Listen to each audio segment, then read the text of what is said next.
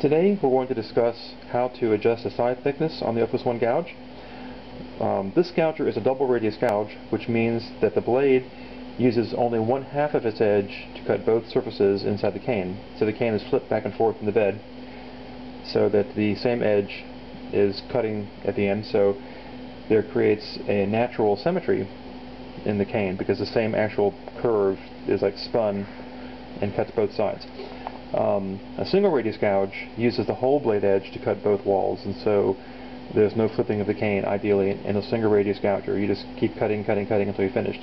But one of the advantages of a double radius gouge, aside from the fact that it helps with symmetry, is it allows you to change the side thickness of the gouge measurement. Since that same edge is cut both sides, you can adjust the displacement of the blade by either moving the bed on some of the older Gouge style machines, or in the case of the Opus 1 gouger, adjust this back screw here to displace this top carriage with respect to the bed. This top carriage actually moves back and forth this way, and of course the guide then, since it's attached, all of that goes back and forth, and that displacement allows you to change your side thickness on the gouge measurement. To do this, the first thing you do is you loosen this top screw here a little bit, and before I actually get to that point, one thing you should look at here is that this screw back here initially should be pretty tight. It should not move very easily. It should move, but it should not be. There should not be a whole lot of gap here. And the reason for that is it helps the carriage stay in its position more securely. If you find this is too tight and it doesn't move, you can take a pair of needle nose pliers like this and go inside here. This is the brass screw inside here. You can grip that brass screw. So how well you can see that there. You can grip that brass screw. I'll hold it like this, and turn the screw just a little bit towards the thicker direction, just a couple minutes of rotation, and that allows there to be a small amount of play here, making it easier to turn that screw. And the amount of play should be just enough that it can move. Don't make a lot of play. It shouldn't be like a lot of play there. So once you can move this screw, then I will then loosen this top lock screw just a smidgen. Make sure it's tight first before you make this adjustment, loosen that screw. But just loosen this a smidgen. If the side thickness is too heavy for you, you'll turn this screw slightly towards the thicker side, which is as appears as thicker here and thinner here. That's the direction the screw turns to make that change in measurement. Now notice, as I turn this screw towards the thicker, more and more, you see how this carriage moves in that direction.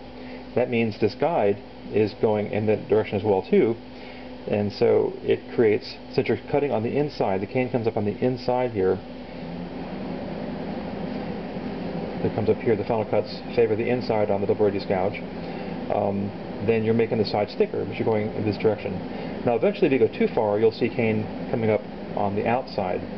That means you've gone too far. So you'll want to back up the screw towards thinner again until it is again cutting on the inside. And so you'll find, however, that in the normal position of this surface from here to here should be pretty smooth. If it's not smooth, that's if you go too far one direction or another. You can go back until this is smooth, and that gets you back in the home position. And so now if I want to get this gouger thinner on the sides, I'm going to turn this direction slightly towards the thinner, this way. This top screw comes towards me, and I'll feel the gap now. The step goes up here. Now that means I'm getting thinner. The guide is now more in this direction. So, like I said though, ideally it should be pretty smooth between those two positions here. Now once it's set, I will then re-tighten this lock screw, and you're all set. Now if you did happen to make some play in the screw, if you had to loosen this up some, at this point I will turn the screw in the heavier direction until it stops. I mean, I don't want to change the adjustment, but just move, as you'll feel some play in it as you had just set up.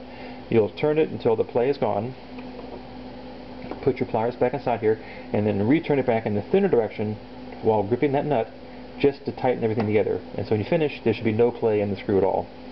And once that's done, you're set. Everything should be good. Okay, thank you very much.